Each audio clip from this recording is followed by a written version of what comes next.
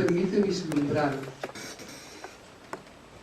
que nosotros somos la misma divinidad. Para algunas personas esto podría ser un poco brusco,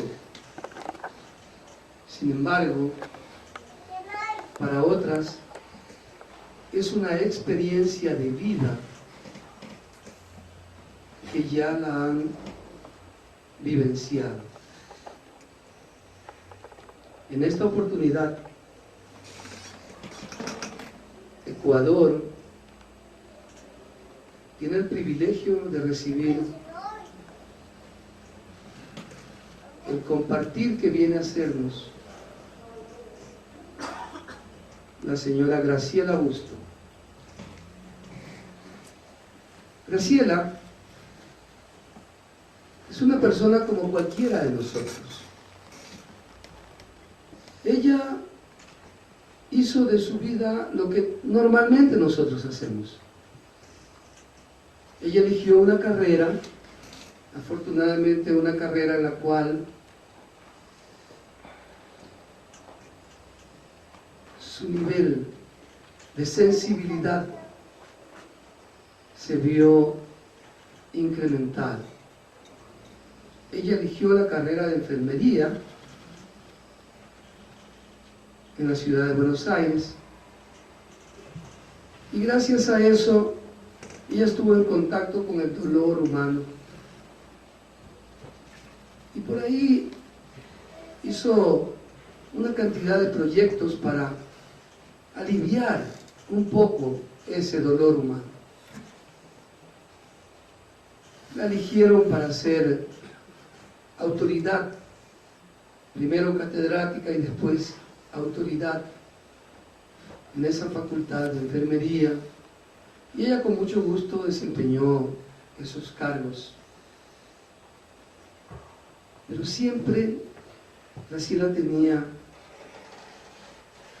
esa necesidad de saber un poco más acerca de quién es Graciela Busto. Siempre estuvo con esa inquietud acerca de cómo podemos nosotros conectarnos con nuestra verdadera realidad. Y así, en algún momento, ella fue tocada por la divinidad. Y esta divinidad la llevó a ese país que es la cuna de la espiritualidad, la India. Conoció al maestro Bhagavan Sri Satya Sai Baba y desde entonces su vida sufrió un vuelco, algo que ella jamás hubiera podido sospechar. Baba se encargó de que Graciela abandone algunos hábitos de vida, como los tenemos todos, relacionados con esta forma de trabajar, con esta forma de manejarnos en nuestras transacciones diarias, y se dedique a aquello para lo cual ella realmente vino, la tarea para la cual ella nació. Se dedique a escribir. Le voy a pedir a todos ustedes que por favor pongan mucha atención, porque esta conferencia es una conferencia que viene no solamente del corazón, viene directamente de la divinidad de cada uno de nosotros. La razón por la que estamos acá presentes, la razón por la que hemos llegado a este momento, es porque esa divinidad que está latiendo en el corazón de cada uno de nosotros, lo ha propiciado. Yo apreciaría que apaguemos los teléfonos celulares,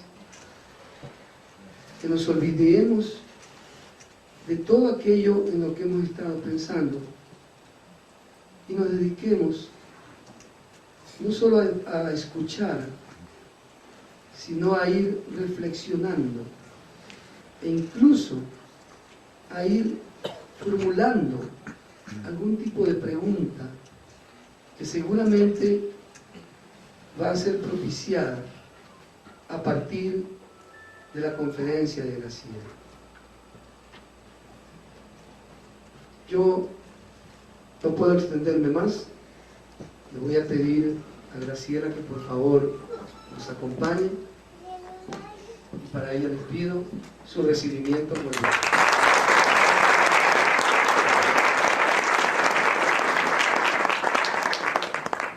Muchas gracias. Es realmente una satisfacción enorme estar aquí hoy con ustedes, con el hermoso pueblo del Ecuador, en esta casa tan prestigiosa, para que ustedes me den la ocasión de hacer lo que tanto me gusta, que es compartir mis experiencias, mis dudas y sobre todo algunas certidumbres que tienen que ver con el tema de autoliderazgo y valores humanos que vamos a ofrecerles en el día de hoy. Si nosotros buscáramos en el diccionario el término autoliderazgo, veríamos que en las ediciones antiguas del siglo XX este término no aparecería. Y no lo hace porque es un término relativamente nuevo que corresponde a una nueva entidad de conocimiento que nosotros estamos aprendiendo a denominar como disciplina de la espiritualidad. Si nos retrotrayéramos al siglo pasado, el término espiritualidad, sobre todo en los primeros tiempos del siglo XX, veríamos que los habitantes de los países, sobre todo de Occidente, identificaban como espiritualidad aquellos rituales, aquellas prácticas, aquellos hábitos y creencias vinculados con la concurrencia a iglesias, sinagogas, mezquitas. Es decir, la espiritualidad estaba representada por las orientaciones místicas tradicionales de Occidente. Este siglo XX, plagado de cambios y de turbulencias, tuvo una primera época en los albores de este siglo XX, reconocida como mecanicista. En esa época aparece ese primer invento que va a revolucionar no solamente la geografía de los pueblos, sino además sus aspectos productivos, de comunicación y de génesis de comunidades enteras alrededor de esto que fue la máquina a vapor. Coincidentemente con esta época mecanicista aparecen los primeros movimientos intelectuales y psicológicos que modificarían radicalmente la visión del psiquismo humano. Lo tenemos a Freud también entonces con su propuesta mecanicista del psicoanálisis. ¿Por qué decimos mecanicista? Freud llama aparato psíquico a la mente, mecanismos de defensa. Es decir, que el ser humano estaba vislumbrando una nueva posibilidad de crecimiento, de expansión, a partir de estas creaciones y de la idea esencial del progreso. Pero acontecimientos terribles sacudirían esta primera parte del siglo XX con la Primera y Segunda Guerra Mundial, coincidentemente con la aparición de lo que se empieza a denominar revoluciones en el devenir histórico. La primera revolución, ya la citamos, la aparición del psicoanálisis. La segunda revolución, la aparición de los antibióticos. La tercera revolución, que modifica radicalmente el panorama de la atención de salud, la aparición de los psicofármacos. Pero claro, aparece la Segunda Guerra Mundial con su cohorte de desastre, de horror y de confusión, y que lo primero que determina es justamente el quiebre, la caída de los sistemas de creencias hasta ese momento, y esencialmente de los modelos y los paradigmas que sostenían la vida humana. Esta confusión, en esa época también, declarada, descrita por el existencialismo, con Sartre y sus cultores, y toda una serie de fenómenos que se suceden en este siglo tan particular, pero que de alguna forma lo que proponen es aquello que en su tiempo a mí me perturbaba tanto, que cuando yo leía los evangelios, que venía San Juan el Bautista y decía arrepentíos, arrepentíos. Y yo decía, qué feo lo que propone, porque yo asociaba arrepentimiento con remordimiento. Y después, con el correr del tiempo, llegué a comprender que arrepentirse significa, etimológicamente, como todos sabemos, arre hacia atrás, pentire, pensar, pensarlo todo de nuevo. Y acá aparece entonces, en este siglo XX, esta necesidad de reformular las creencias, de reformular los principios. ¿Por qué? Porque valores sustanciales que estaban sosteniendo estas comunidades, sobre todo, insisto, en Occidente, se venían abajo. Y de pronto no había una claridad en qué tipo de estructuras y valores estaban reemplazando a lo que ya parecía que no servía. Entonces, bien, esto coincide también con la revolución extraordinaria en el tema de las comunicaciones. Nosotros tenemos ahora una posibilidad de alcanzar noticias, datos, saberes, situaciones, y lo decimos de qué forma, en vivo. O sea, estamos comunicándonos de manera magistral, de modo tal que uno es testigo de lo que está ocurriendo en las antípodas del lugar en donde uno está.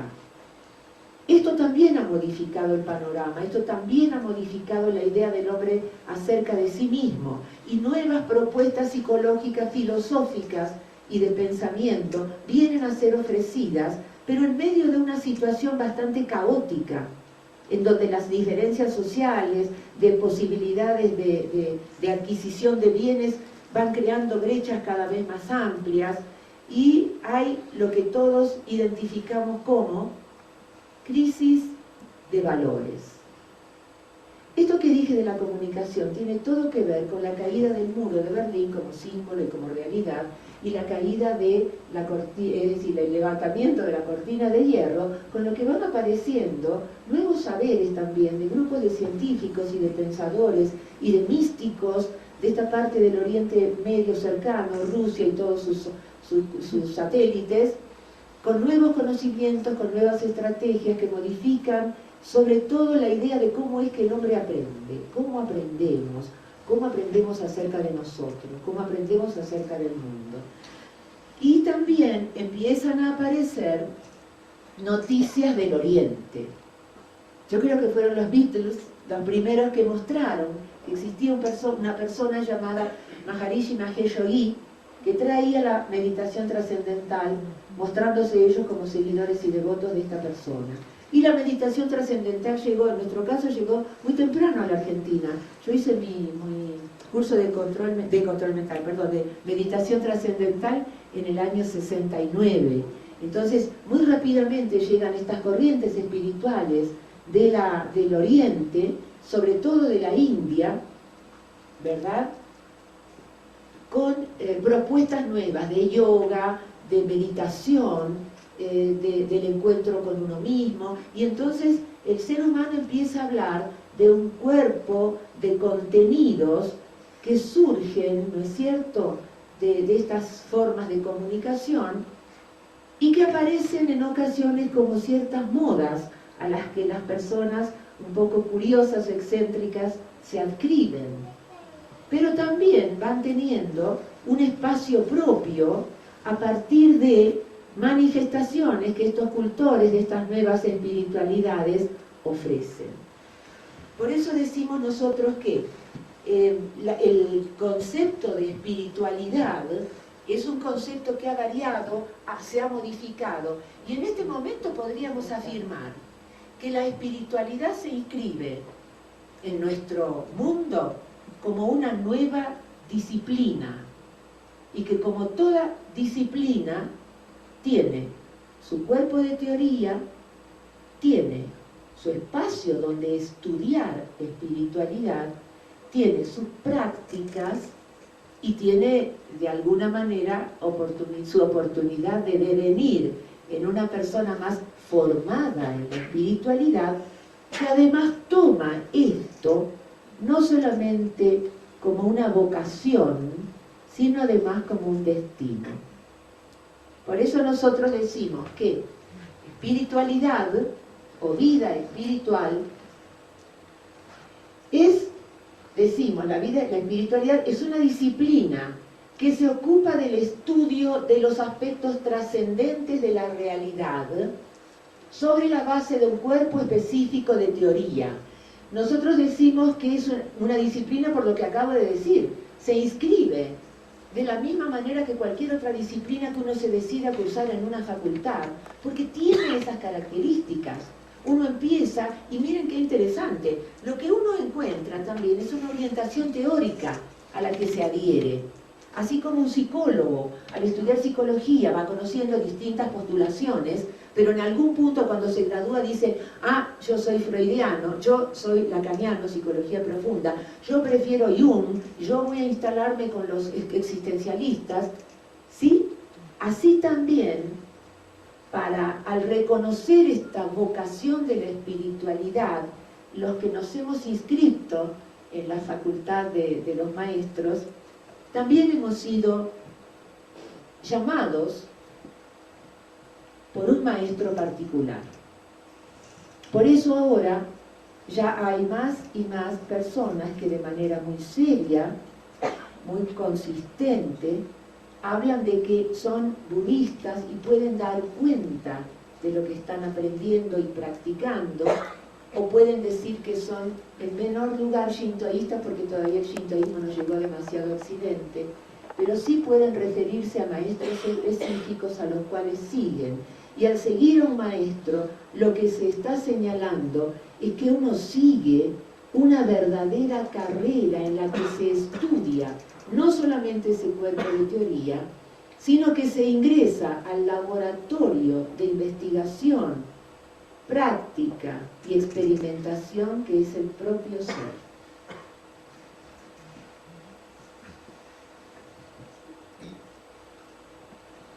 También decimos que la vida espiritual es evolutiva e inclusiva. Es evolutiva en el sentido de que lo que comienza hoy va a continuar y va a evolucionar de modo tal de que en la propuesta del maestro Sri Sathya Sai Baba se reconocen esencialmente 3 estadios, por los cuales atraviesa toda persona que se dedica a esto. El primer estadio es el del aspirante espiritual. El aspirante espiritual es aquel que, generalmente occidental, que recién reconoce en sí mismo esta necesidad de respuestas esenciales y trascendentes, y entonces atisba un camino y empieza a seguirlo con una especie de estupor inicial, porque nosotros lo comentamos entre nosotros. La escuela Sri Sathya Sai Baba es una escuela en donde el cuerpo de teoría son los Vedas, el Vedanta, las primeras escrituras místicas de la humanidad, con el agregado del cuerpo de teoría de Sri Sathya Sai Baba, que es interminable y exquisito. Pero este aspirante espiritual todavía, ¿qué es lo que no conoce? ¿Y qué es lo que entonces se nos ofrece en esta carrera de la espiritualidad? Como en toda disciplina, una serie de términos que constituyen un lenguaje específico. Ustedes vieron que uno cuando estudia cualquier disciplina tiene que conocer el lenguaje específico que le corresponde. Aquí también. Entonces hay toda una serie de términos e inclusive de redefinición de términos, porque cuando nosotros decimos ego en la vida cotidiana, lo asimilamos a una parte del yo que tiene que ver con la asertividad, con el saberse presente y con el aludir a la propia esencia psicológica. En tanto que ahora, cuando ingresamos en esta carrera, vemos que el término ego tiene una connotación diferente y que alude a un aspecto del ser sobre el cual hay que meditar largamente, porque podría llegar a ser, después voy a volver sobre esto, un poco el responsable de todo el sufrimiento humano, cuando lo manejamos mal. Pero también aparecen términos específicos en sánscrito, la primera lengua existente en la tierra, el idioma del cual devienen todos los demás, y se incorporan, insisto, prácticas, posibilidades de reflexión distintas y esencialmente un modo de hacer que poco a poco se va incorporando a la vida cotidiana. El aspirante espiritual hace preguntas todo el tiempo, el aspirante espiritual a veces no sabe qué preguntar, pero deviene rápidamente al segundo nivel, que es el de devoto. ¿Qué quiere decir el de devoto? Esto llama la atención, porque nosotros estamos acostumbrados en nuestra cultura judeocristiana que una devoción es la elección o el llamado de una entidad plasmada en una imagen a la que se le da un nombre porque es el que tiene, y uno entonces es devoto de una forma de la Virgen, de una forma de algún santo, y uno identifica la devoción con aquella tendencia a pedirle a esta entidad que nos acoja, que nos proteja, que nos resuelva los problemas y que nos escuche y que sea intermediaria hacia Dios, que interceda. La devoción en este caso tiene primero características como estas, es decir, el devoto se enamora de su mentor, el devoto ansía estar, escucharlo, seguir a este ser, porque representa lo más elevado, lo más sublime y lo más sabio a lo que uno quiere llegar, y se lo reconoce como aquella persona que en el contacto con nosotros, que es un contacto absolutamente privativo de cada uno de nosotros, este maestro va a ser el que me va a facilitar a mí ese largo trayecto hasta graduarme de iluminado. El tercer estadio en esta vida evolutiva, espiritual, es la postura del discípulo, que es con la que yo me presento ante ustedes, por el hecho de que mi vida evolutiva ha seguido este derrotero. ¿Quién es el discípulo? Aquel que el maestro le dice: bueno, ahora vos tenés que ir y tenés que contar no solamente lo que yo digo, sino qué te pasó a vos durante todo este tiempo, qué te está pasando a vos. Tu experiencia es el filtro a través del cual vos vas a ofrecer este cuerpo de teoría. Pero también tiene que ver este término de que la vida espiritual es evolutiva con el hecho de que nosotros vamos a cambiar. Y que el maestro también cambia. Y lo que se dijo en la página 13 del volumen tal va a ser aparentemente contradecido en la página 27 del volumen 4. ¿Por qué? Porque esta evolución es la que justamente necesita de esas características. Estoy pensando en lo siguiente. Uno, desde que es muy niño, en el primer grado, aprende a manejarse con los números. Si uno se traslada en una carrera y se va a recibir de matemático, va a usar los mismos números, pero de una manera muy diferente. En esta vida, esto de que la vida espiritual es evolutiva, señala exactamente lo mismo. Vamos a utilizar los mismos contenidos de los primeros tiempos, pero de manera diferente, porque uno ha cambiado, porque uno evoluciona. Además decimos que la vida espiritual es inclusiva. Muchas veces asociamos, a veces con razón, yo les cuento, cuando yo descubrí en mí esta vocación, ya era una señora adulta. Había transcurrido una buena parte de mi vida, tenía mi historia, más por detrás que por delante. Entonces tenía un perfil, tenía una certidumbre que ofrecer a los amigos, a los amores, a la familia. Y de pronto a Graciela le dio por ahí. ¿Qué le pasa?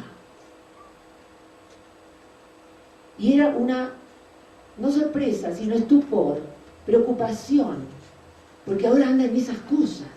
¿Con quién se habrá metido? Y además está hablando de ir a la India. Entonces era un quiebre tan importante en la imagen que yo había presentado hasta ese momento, que legítimamente se preocuparon y empezaron a actuar. Ahora, ¿por qué digo esto? Porque es cierto que en ocasiones las ofertas de espiritualidad no son ni tan serias, así como, ¿no es cierto? Uno puede hacer un curso de decoración de interiores en la Facultad de Arquitectura, o uno puede leer algunos libros y tratar de formarse a sí mismo. Ve al hecho de que la tendencia es, esto sirve, esto no sirve, esto está bien, esto no está bien. Además hay otra cosa, otro aspecto. Hay cosas espirituales y hay cosas que no lo son. Hay tendencias de mi vida que son espirituales y otras que no lo son. Y puede aparecer, y de hecho aparece y uno lo encarna, en alguna ocasión un estereotipo, ¿no? Entonces yo en los primeros tiempos de mi espiritualidad decía, no se me tiene que notar esto que soy yo muy apasionada. Entonces me puse suavecita, entonces hablaba más bajo, entonces me perturbaba cuando yo me enojaba, porque pareciera ser que nosotros tenemos del ser espiritual una idea de que tiene que aparecer como levitando y como alguien que está tan en otra cosa que no se contacta con nosotros. Es espiritual porque entonces su pensamiento y sus intereses son absolutamente tan distintos de los nuestros que no podemos tener contacto. Estos son estereotipos. ¿Qué nos dice la mística tradicional de todos los tiempos y la figura de estos seres espirituales magníficos que han tenido y tienen una fuerza sensacional? Yo siempre pensé, Jesús desbaratando las mesas en el templo en donde por definición estaban los guardias pretorianos. Jesús no debe haber pegado un tironcito a los manteles, debe haber armado un lío total, con esa certidumbre, con esa fuerza. Es decir, espiritualidad es evolutiva, es inclusiva. Todo está contenido dentro de lo que se identifica como espiritual. Enseguida vamos a desarrollar más este punto. Ahora agregamos, la vida espiritual es una actitud a partir de la cual se actúa. Implica descubrir el aspecto trascendente de cada acontecer. Y ahora voy a ponerles un ejemplo, porque nosotros también, dado que la vida espiritual es evolutiva, al principio decíamos, hay cosas espirituales, hay cosas mundanas. ¿Para qué? Para, desde el punto de vista didáctico, poder entender inicialmente de qué estábamos hablando. Y eso en ocasiones se cristaliza. Y uno dice, el dinero es mundano. La oración, la meditación son espirituales. Y así creamos una verdadera escisión que al principio, insisto, es útil. Porque explica, porque aclara algunos aspectos que son dramáticos al principio para poder ser fluidos después. ¿Y qué llegamos a entender en esta vida evolutiva? Que lo espiritual y lo mundano son formas de hacer. Yo pongo el mismo ejemplo siempre porque a mí me sirve, espero que a ustedes también. Por ejemplo, supongamos que vamos a lavar una cacerola. Podemos lavarla de un modo mundano. ¿Será posible? Tengo otra vez que lavar esta cacerola, ¿por qué no me conseguiré a alguien que me ayude? Y esto que esta costrita que no sale y con este detergente me arruina las manos. Bueno, ese sería un modo mundano de lavar una cacerola. ¿Cuál sería el modo espiritual? ¡Ay, qué bueno! Cacerolita mía querida, regalo de alguien que amo. qué bueno que es lavarte la comida que pude preparar acá en vos, qué rica que estuvo, mira, te voy a dejar impoluta para mañana poder usarte de nuevo. Y ojalá yo pueda lavar mis cosas internas y mi espíritu así como te lavo a vos. Ese sería un modo espiritual de lavar una cacerola. Y así todo podemos volcarlo dentro de esta idea. Todo acercamiento al otro puede ser mundano, todo acercamiento al otro puede ser espiritual, todo acercamiento a mí puede ser mundano. Graciela, otra vez con esto, y te equivocaste, y otra vez llegaste tarde, y otra vez te pasó tal cosa, y fíjate, ese es un modo mundano de acercarse al yo, y una forma, vamos a verla enseguida, amorosa y espiritual de acercarse a uno, es, bueno, Gracielita, vamos a ver qué buen rato podemos pasar hoy las dos. Implica descubrir el aspecto trascendente de cada acontecer. Cada acontecer tiene un aspecto trascendente porque tiene un aspecto significativo. En ocasiones perdemos hasta la idea de quién es significativo en mi vida, porque está en el hábito de la repetición, y de la repetición en un contexto de queja, de displacer, de logros no conseguidos, que nos llevamos mal con nosotros. Y entonces no podemos descubrir eso trascendente que está en cada uno de nosotros. Cosas preciosas que ocurren todo el tiempo y que de pronto dibujan amistades preciosas, ¿no es cierto?, que se pueden desarrollar en el curso de la vida. La vida espiritual, decimos entonces, tiene un cuerpo de teoría. Esto es muy importante. No se puede ser espiritual sin acceder a un cuerpo de teoría en donde se nos explica cuáles son los perfiles de aquello en lo que decimos que vamos a practicar y que vamos a creer. El cuerpo de teoría implica la existencia de un maestro. Nuestro maestro es Bhagavan Sri Satya Sai Baba, un filósofo hindú, cuya obra esencial se realizó durante todo el siglo XX y parte del siglo XXI, y Bhagavan Sri Satya Sai Baba ha sido el creador del programa de educación en valores humanos, que es lo que vamos a comentar en esta tarde.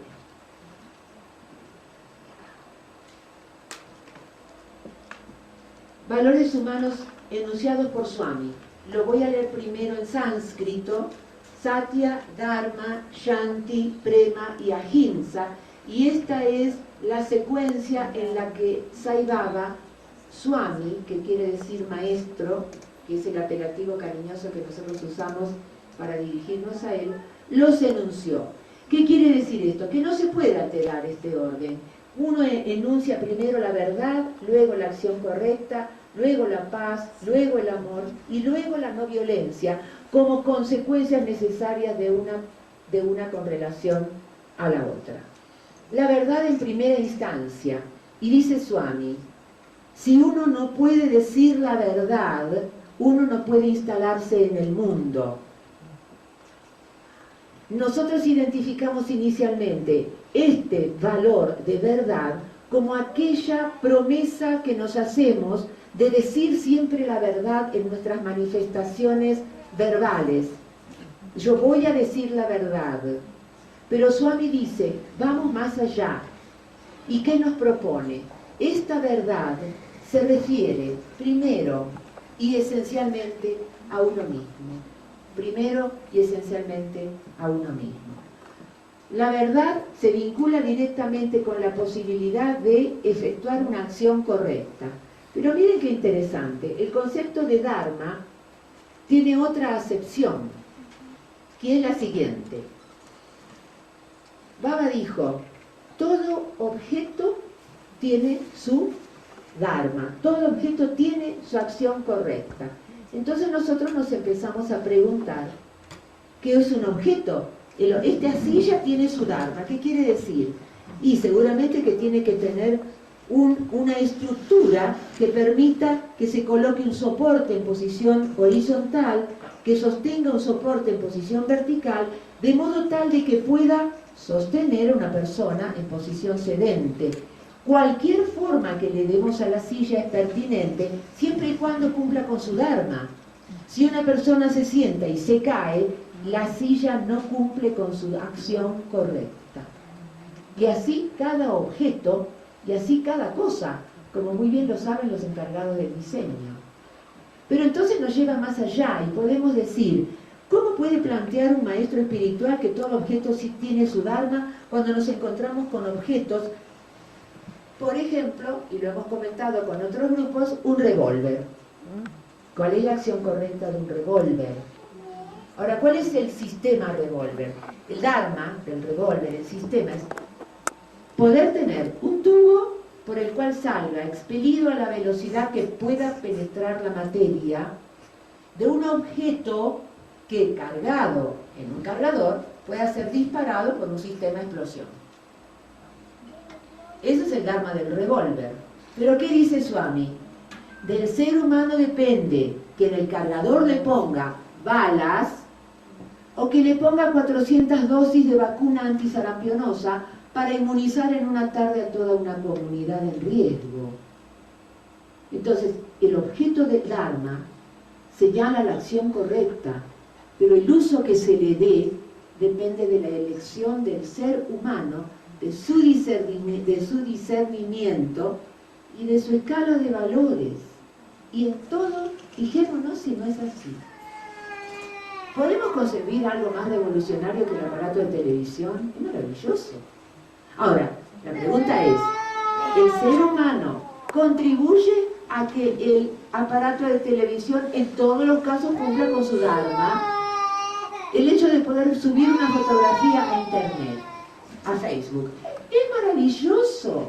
Los alcances son extraordinarios. Ahora, del individuo depende qué tipo de fotografía ponga allí, lo que hace con ella. Entonces siempre aparece ante el dharma del objeto la conciencia del sujeto. Y es sobre eso lo que Swami nos invita a actuar. Dice Swami que solamente con la práctica de la verdad y el descubrimiento de la acción correcta y de nuestra participación allí, que aparece la paz.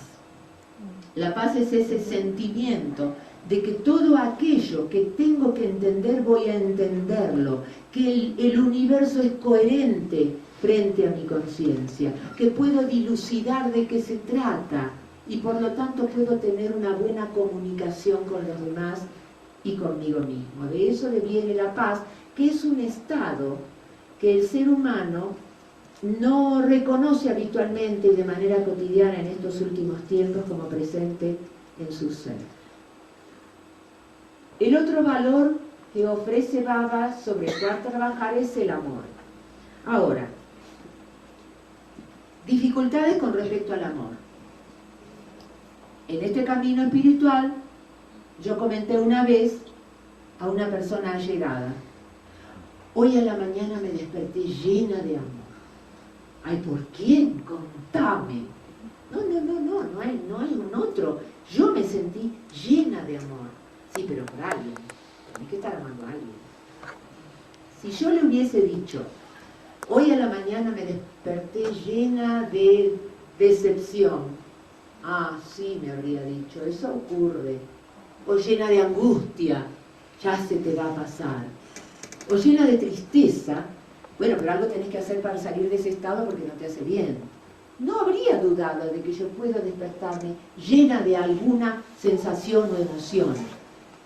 Pero cuando le dije llena de amor, ahí apareció como una especie de resistencia, ¿no? ¿Qué es esto de un amor que te inunda?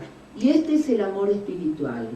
No niega el amor por un otro, no niega el enamoramiento, pero ¿qué le agrega? El amor como naturaleza de lo espiritual que despierta en uno como si una lámpara se encendiera y empezara a irradiar dentro de mí. Cuando uno se siente profundamente bien, se siente, ¿no es cierto?, como algo acá que nos inunda, es una cosa, es una situación de casi de agradecimiento por algo que tiene que ver exclusivamente con uno. Por supuesto que después, como a la luz de una lámpara, ese amor irradia y se vuelca de una manera diferente hacia un otro, porque Swami dice, ¿qué es lo que descubre como posibilidad el iluminado? El amor incondicional. Con relación a la no violencia, fijémonos la pertinencia de esta propuesta en un mundo como el de hoy, en donde la violencia es tan proteica, donde tiene tantos perfiles, donde se presenta de tantas maneras. Por supuesto que Swami, aludiendo a la violencia extrema que implica agresión, hostilidad, muerte, desalojo, depresión, situaciones verdaderamente arrasadoras, también nos dice que tenemos que poner el acento en esa violencia sutil, en ocasiones solapada, no identificada como tal, que nosotros ejercitamos con relación a nosotros mismos. Y Swami dice, ustedes se convierten en lo que piensan, y a veces piensan muy mal acerca de ustedes mismos. En una ocasión yo dije, si yo tratara a mis amigos como me trato a mí misma, me quedaría sin amigos. Porque reconocí una hostilidad importante en mi vínculo conmigo. Entonces Swami, al señalar la no violencia como valor que deriva del ejercicio de la verdad, de la aplicación de la acción correcta, de la percepción de la paz, de la irradiación del amor, aquí aparece como desideratum la mayor compasión, sin piedad, pero compasión con relación a todo lo creado. Ahora bien, nosotros somos personas que nos dedicamos a una disciplina, que en este caso es la espiritualidad, queremos ser exitosos en esto, queremos crecer, queremos poder cumplir con todo lo que nos señala el maestro, pero tenemos que saber también lo siguiente, que tenemos características personales, hemos venido a este mundo dibujados de una manera particular, que esto es fantástico, porque cada uno de nosotros es la única oportunidad que tiene el universo de tener a alguien como nosotros. No hay, ni habrá, ni hubo jamás alguien así. Por lo tanto, lo que debiéramos lograr y procurar es ser cada vez más nosotros, en lugar de denostarnos y pretender ser igual a los demás. Pero estos determinantes de la conducta humana actúan en todos nosotros y sabemos que son lo hereditario y lo congénito, sobre lo cual no podemos actuar. Si hay alguna dificultad con lo hereditario y lo congénito, el ser humano puede adaptarse a esa dificultad, pero no se la puede resolver, ni se puede actuar sobre eso. Luego tenemos las primeras experiencias infantiles, que también son esa serie de vivencias que se han inscrito ya como patrimonio personal, y tampoco pueden ser cambiadas. Pueden ser resignificadas quizás a través de las terapias, que es lo que hace la terapia, resignificar las primeras experiencias infantiles junto con la historia personal, pero el cambio del hecho no puede verificarse. Luego tenemos la motivación. La motivación es aquel impulso que nos lleva a la acción y que en ocasión aparece sin que nosotros la hayamos podido convocar. ¿Por qué? Porque si en este mismo momento nosotros que estamos motivados por una situación de conferencia, alguien de pronto dijera fuego, la motivación inmediata sería salir de aquí. No podríamos preverla, no podríamos prever nuestra conducta ante ese hecho y responderíamos en función de esta motivación.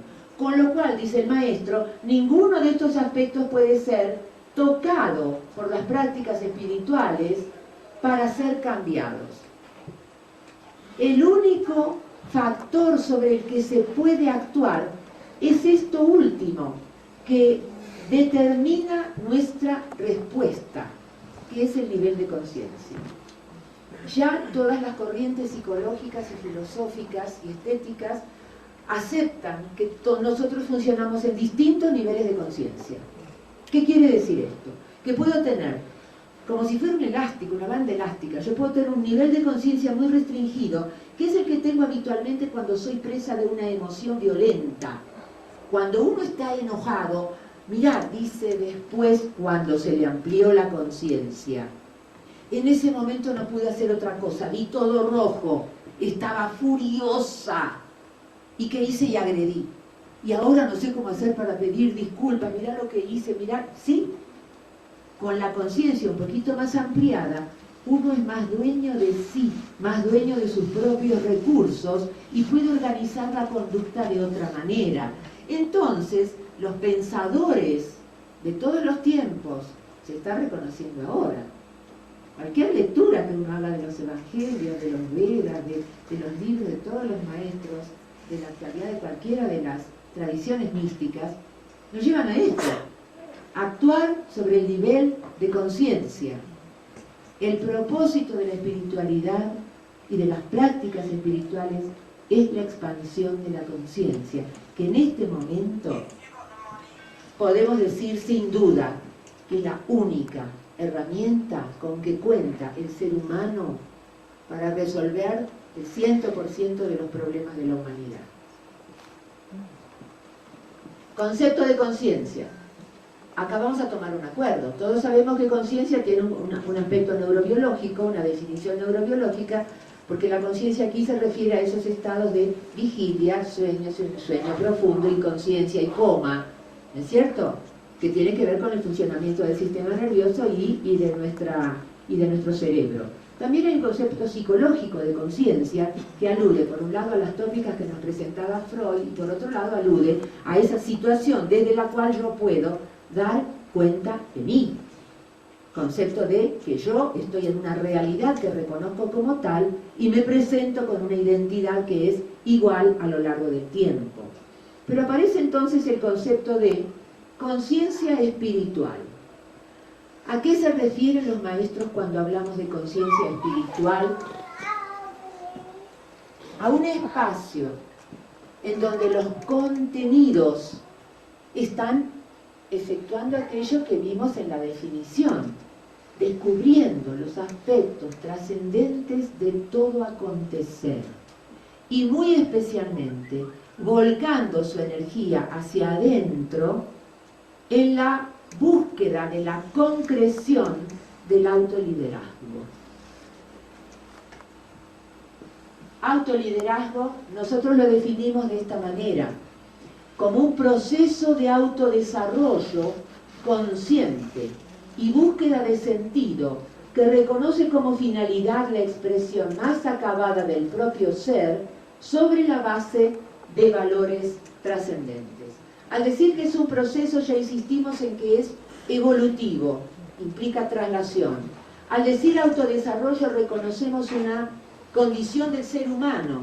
Fíjense ustedes que el caballito cuando nace enseguida se pone de pie y sale corriendo, habiendo, con el tiempo por supuesto también, ¿no es cierto?, que lleva un tiempo breve, pero llega a la excelencia de sus posibilidades como animal.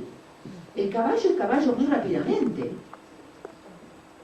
El ser humano nace con una condición de dependencia extraordinaria, precisamente porque es autodesarrollante. Todos sabemos que ¿por qué un bebé no habla? ¿Por qué no nacemos con lenguaje, como nace con lenguaje un delfín? Porque el ser humano, ¿y por qué no nacemos con todas? El niñito no puede caminar. ¿Por qué? Porque su sistema nervioso no está maduro. ¿Y qué señala esto? Que en el hombre que es autodesarrollante, el sistema nervioso va a ir madurando a medida que se incorpore el lenguaje. Esto es así. Es íntima la relación entre maduración del sistema nervioso y adquisición del lenguaje, que es la posibilidad de simbolizar y de abstraer. Este proceso de autoliderazgo, fíjense que cuando a mí me contaron de esta palabra, yo dije, como señalé al principio, es un disparate el autoliderazgo, porque ¿qué es liderazgo? Es una persona que tiene condiciones especiales, de modo tal de que puede nuclear a un grupo en función de un objetivo común y ayudarlo a conseguir ese objetivo. Pero el autoliderazgo, ¿qué me señala? Que yo tengo una multitud dentro de mí a la que tengo que liderar. Eso me parecía más difícil. Y sin embargo, uno comprueba que dentro de uno hay tendencias opuestas, hay conflictos que señalan fuerzas opuestas, hay una respuesta hoy, la respuesta opuesta mañana, una aceleración hoy, lo contrario mañana, hoy digo la verdad, mañana miento y me espanto porque mentí. Es decir, toda una serie de personajes, roles, máscaras, vestiditos que van apareciendo cuando uno se mira a sí mismo. Cuando uno vuelca la mirada sobre sí mismo, encuentra tendencias, fuerzas y energías que no siempre van en el mismo sentido, que no están de acuerdo entre sí. ¿Por qué? porque todavía no están lideradas. Y hace falta este liderazgo que uno ejerce sobre uno mismo. Pero ¿qué ocurre? Para generar el autoliderazgo y sostenerlo, obligadamente uno necesita mirarse